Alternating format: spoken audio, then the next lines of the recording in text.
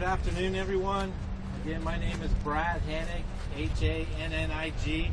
I am the Fire Chief for Longview Fire Department.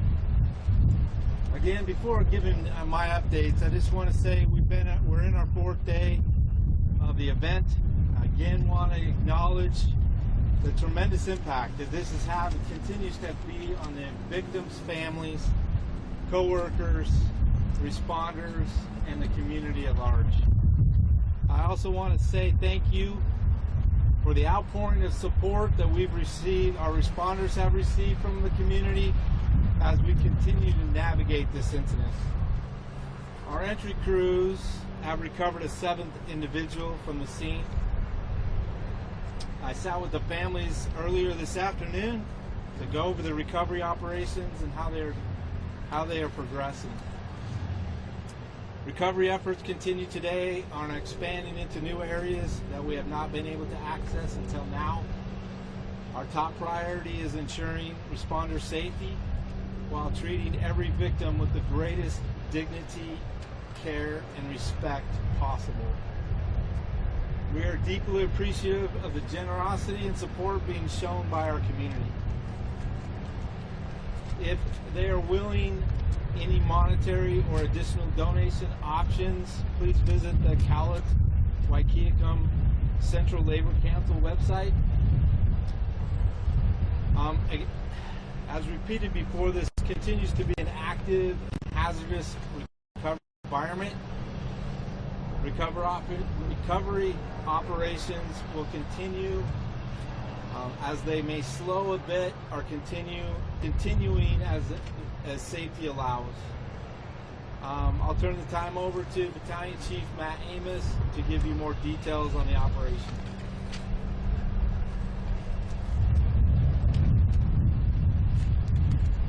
Thank you, and thank you for being here. My name's Matt Amos, M-A-T-T-A-M-O-S. I'm the Longview Fire Battalion Chief, in charge of running the operations on the scene right now. We still continue to have numerous local, regional, state, and federal agencies working with us continually, as well as our facility personnel and multiple contractors that are on site with us today and have been through this entire incident. Last night I said we were going to go to work after the press conference, and we did. We went out and started mitigating hazards that were impeding our progress. Some of those we use crews and contractors we use vacuum trucks and hundreds of feet of hose because we were still impeded by large quantities of fluid, liquid, and chemical, water and chemical mixtures. Because of that, today we were able to move further into the scene. When we got here today, those areas were actually clear of that fluid. We had clean air readings. It allowed us to take our crews and contractors and move in tighter into the scene, hundreds of feet, which in a slow and meticulous process is a long ways for us. So currently we're working inside a much closer proximity to where we're finding the victims, which is helping our recovery of our responders and our turnaround time.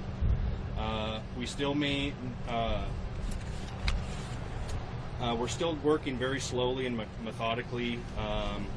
We have to document the scene and all the operations as we go, so this takes time, and we're documenting each step of the process as we go. I still want to emphasize it's very precision work for us. There's still a lot of industrial hazards, and just because I say we've mitigated stuff doesn't mean that like each step we're mitigating more. We can mitigate some, work further in, mitigate more work. So I just want you to know that a lot of precision work, and we're still trying to keep a lot of dignity and respect for our victims as we go. So we're working very slowly and to keep everything safe and preserve as much as we can for future investigations. The tank that we ultimately have been concerned with the entire time, it's still we still have minimal activity around that. It remains in the same condition as yesterday. Nothing has changed. We flew more with the drone today. The Sheriff's Department and myself used a drone to fly all that in close proximity. We've still continued an exclusion zone around that to protect our workers. and we're maintaining working outside that recovery area. Right now, we still don't anticipate any risk from the tank in the areas that we're working in.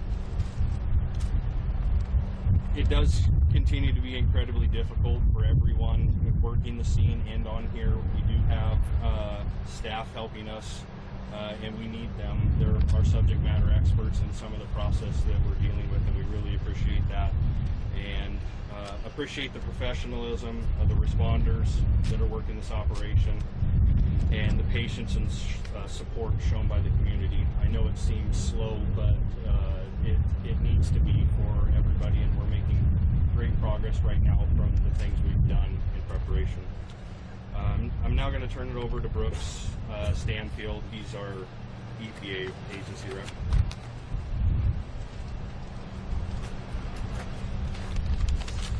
Hi, good afternoon, everyone. My name is Brooks Stanfield, BROOKS STANFIELD.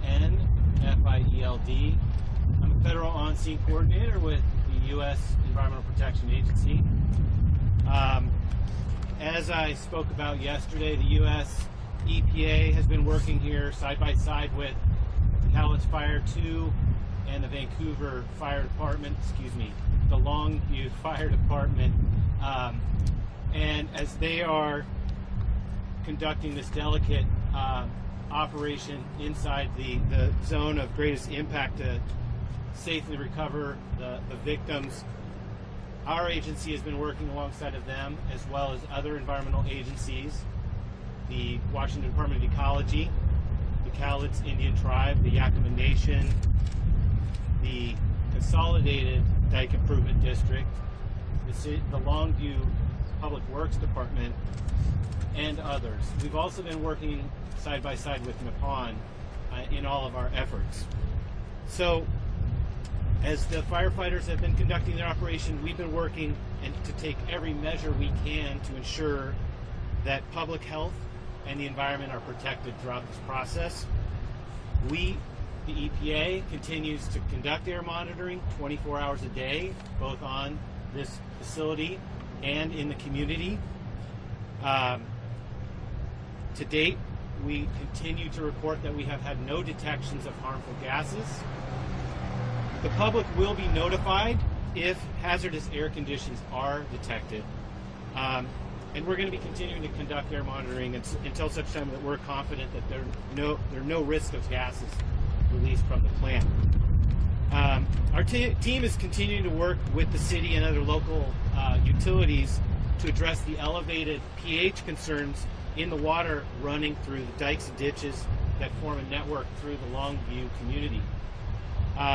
Through our flushing efforts, which we've described in previous press briefings, these flushing efforts, which ran through the night last night, we have started to see marked improvement in the pH levels in the ditch system. Most specifically, in the ditch here, right above the well fields, which was a priority focus area for us.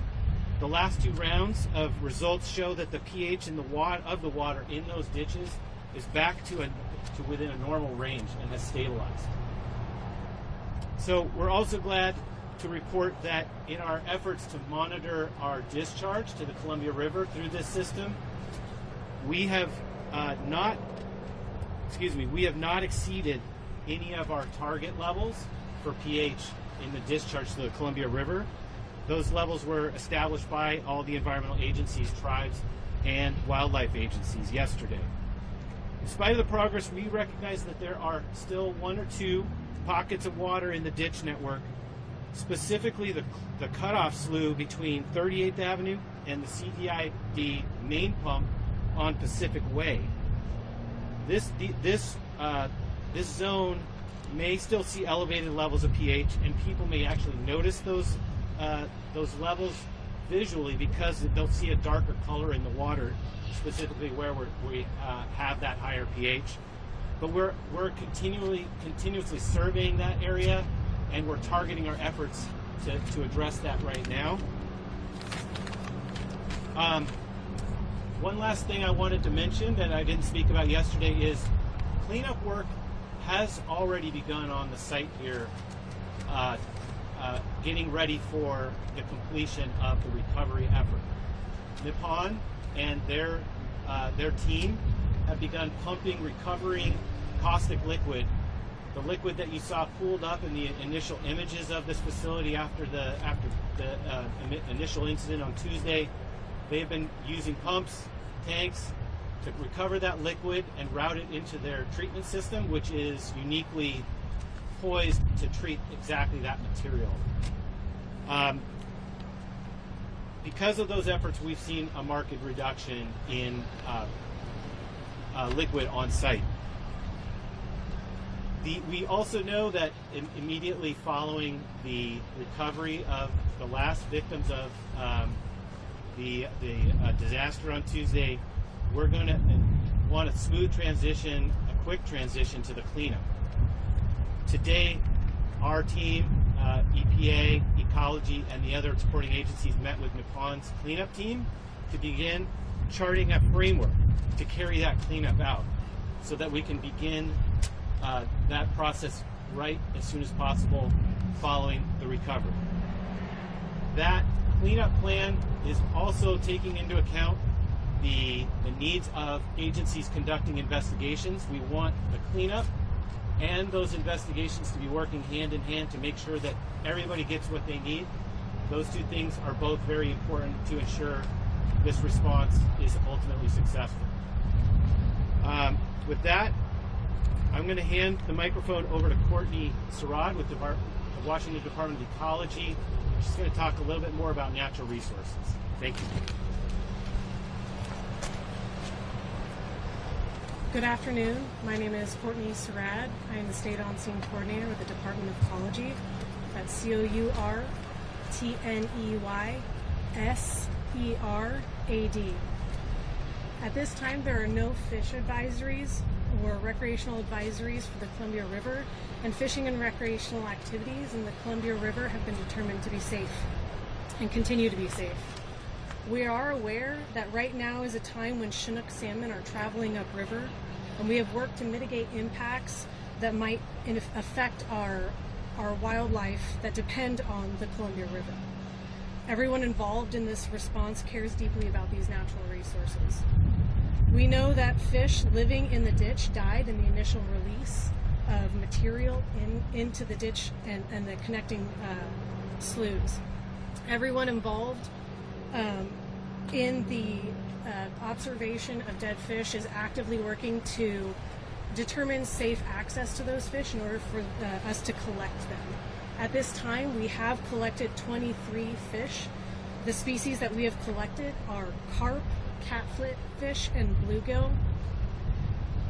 During the initial release of product into the ditch, when the pumps were shut off, there were a number of fish that were trapped that we can't access. Right now, because of steep and slippery slopes, we understand that we won't be able to collect all the fish that are currently dead in these ditches. As we continue to flush the ditches, we do anticipate that some of the dead fish that we cannot recover will be discharged during pumping activities. Any fish that are observed dead in the Columbia River are anticipated to be from these ditches. We have not observed any dead fish in the Columbia River as a result of the discharging activities themselves. We are telling members of the public not to attempt to collect or touch dead fish. We do have a wildlife hotline that we are actively monitoring, and we ask that the public report any observances of dead fish or impacted wildlife to that number. That number is 1-800-22-BIRDS or 1-800-222-4737 and provide a detailed location for where those observations took place. We are monitoring and continue to monitor the effects to the ditch as well as the Columbia River, and are working in collaboration with the United States Coast Guard to implement safety measures and advisories as needed. I will now turn over to Chris Collins with the Longview Public Works Department to talk about the ongoing activities with drinking water in the ditches. Thank you, Courtney. My name is Chris Collins, CHRISCOLLINS. I'm the Public Works Director and Assistant City Manager for the the city of Longview. First thing I want to state is Longview's drinking water remains safe. There continues to be no threat to our drinking water or to public health related to our drinking water system. Protecting the city's drinking water has been one of our top priorities since this incident occurred. So there has been some odor concerns throughout the community.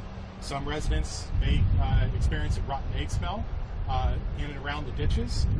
This odor is caused by hydrogen sulfide that is released as a byproduct as the chemical becomes diluted with the surrounding water.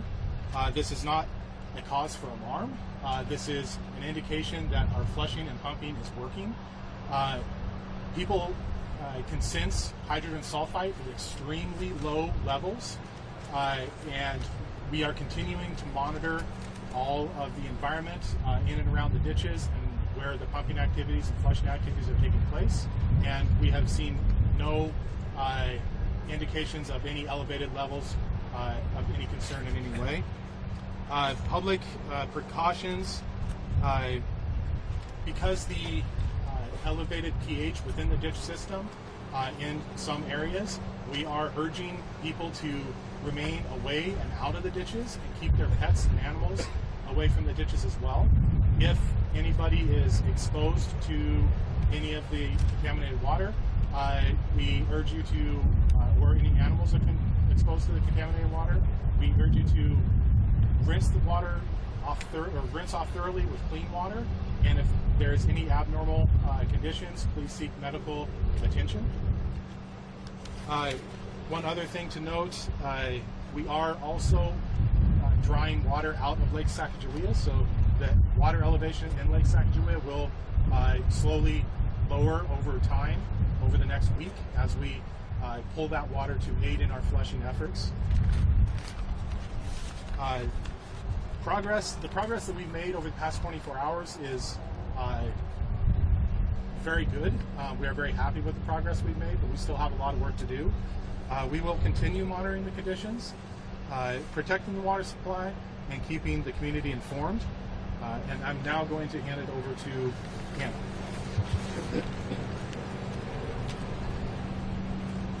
Good afternoon. I'm Anna Eisenman with the Washington Department of Ecology. I'm the current PIO for this incident. I want to let you know that we have established a media folder on our incident webpage, which you can find at ecology.wa.gov/Nippon Dynawave. We will update that with photos and video from the incident as we are able. We're going to move into the Q&A portion now of this press conference. If you could just raise your name, state your outlet, and I will call on you. We're going to start over here today. Yes, please.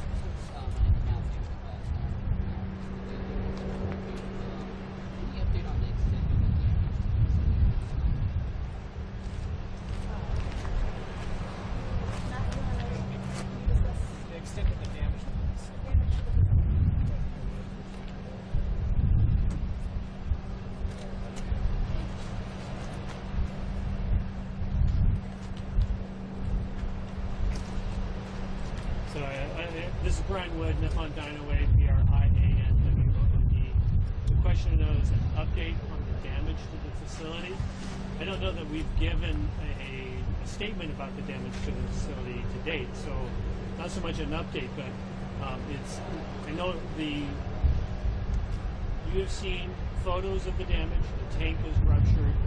There was a rapid outflowing of material from the tank that blew out several walls in the shops in that area and damaged other pieces of equipment, particularly mobile equipment. That remains the damage as far as I know it. Yes, please.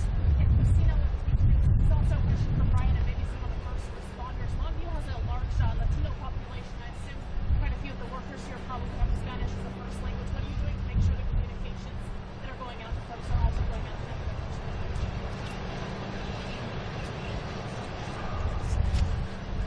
It was a question for Brian as well, yeah.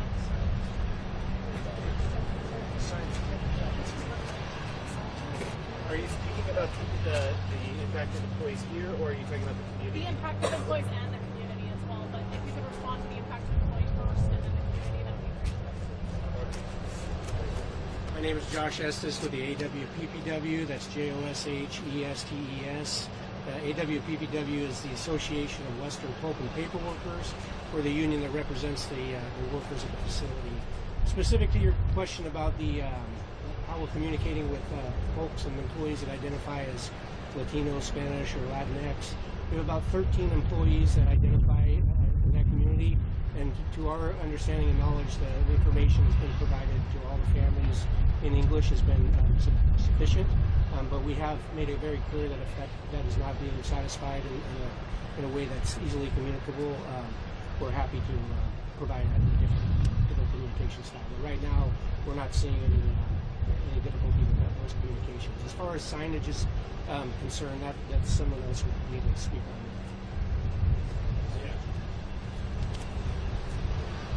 Yes, so yesterday we updated our signage along the ditch network and started putting signs in a greater number of locations, and in that process we also began translating the information in the signs into Spanish and Chuckese.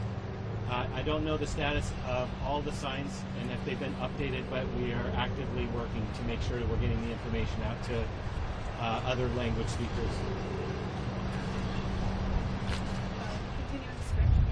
Hi, Jody Land, Public Broadcasting. I have a question for Brian, actually. Is there any preliminary information so far about the cause of the rupture? And if not, what do you expect? Brian?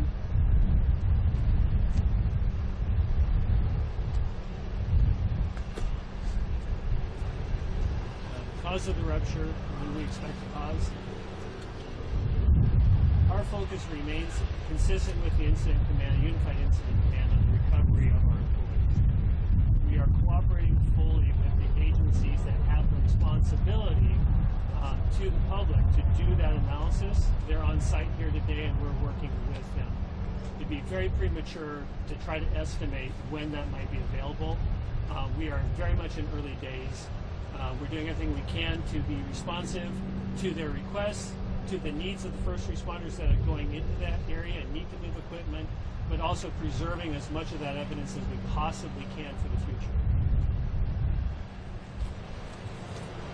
Also a question for Brian. Also a question for you, Mr. Wood. We've heard some talk around town that the tank that ruptured Nippon was sinking bids to replace that. Is there any truth to that? We often take bids and have planned work for ongoing repairs of all of our structures, yes. When was the last time that tank was inspected? I don't have that information for you today. I'm going to jump over to the other side here. Yes, please. Question for the fire officials, Battalion Chief Amos, either one. Just want to talk about this has been a priority to recover those folks.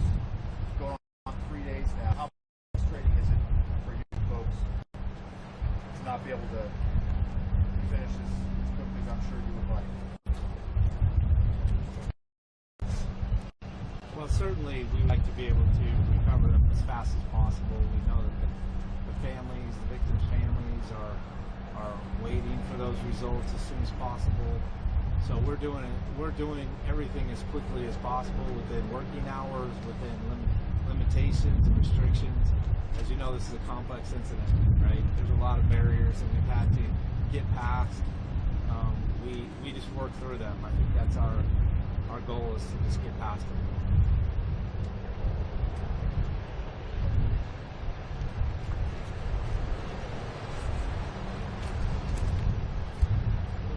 The Longview firefighters, your crews have been out here every day. We're talking a lot about the workers. What are your guys seeing? What are you guys seeing right now?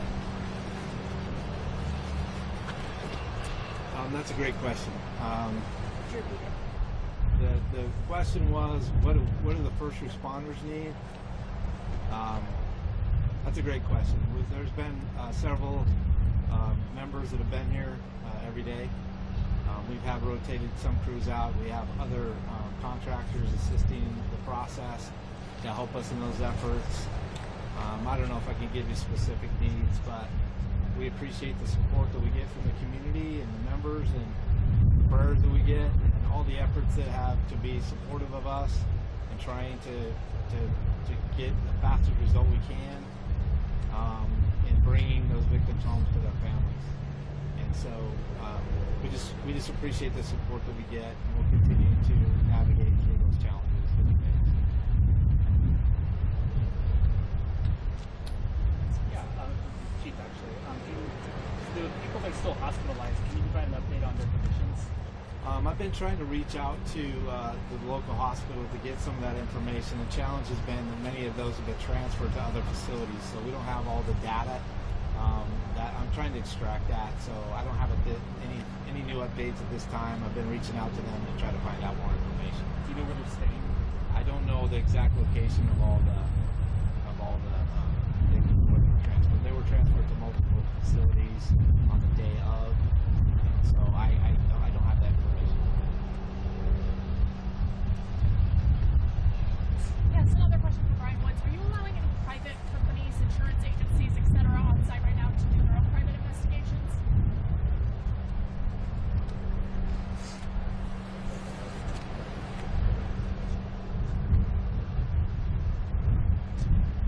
The question was about, are we allowing any private insurance agencies on the site? Or other types of private agencies? I'm thinking about that quite a bit. The short answer is not that I know of, no. Again, this remains a MARSEC site, it remains an industrial site, it remains a subject to, in general, we only allow people on the site that have a business purpose to be here. I know of no insurance company that's contacted us to date to ask those kinds of questions. We would certainly consider it. We have time for one or two more questions. Sorry, in the back. I don't remember. Stanfield, we were talking about pH levels in the ditch returning to normal level. Can you tell me what that normal level would actually be? And then we also heard that if folks come in contact with that water, they should rinse it off with clean water, sanitize protection. Has anybody reported injury otherwise, just coming into contact with this water? Yeah, so we, in talking with the local utilities and managers of that ditch network, have been making sure that we know what that normal range is, and they reported to us that the normal range for the pH in that water, the ditch network, is between 6 and 7. Okay, a little bit more acidic than neutral, but really pretty close. Your second question was about whether or not we had any reports of people actually Coming into contact, being injured, anything like that? No, I don't. I want to speak. I think there's a lot of people here, and there have been a lot of contacts with concerned citizens about a number of things, so I just wanted to double check. But to date, we have not had any reports of people that have experienced injuries from coming in contact with water in the ditch.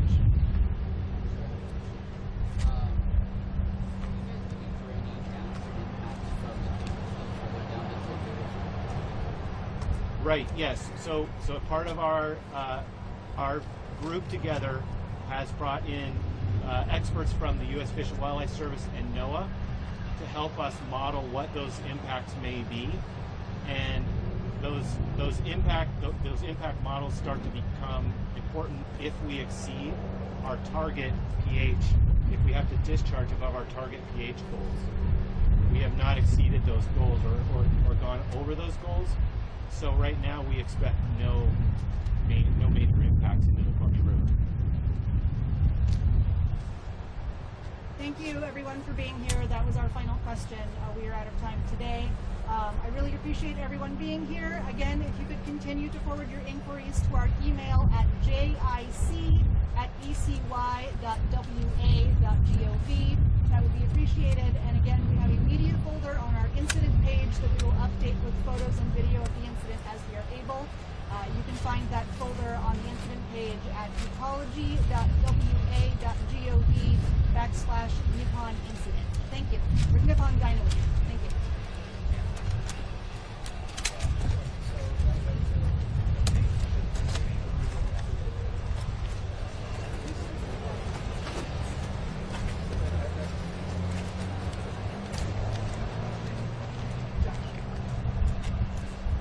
Check 1 2, check 1 2, check 1 2 3 4.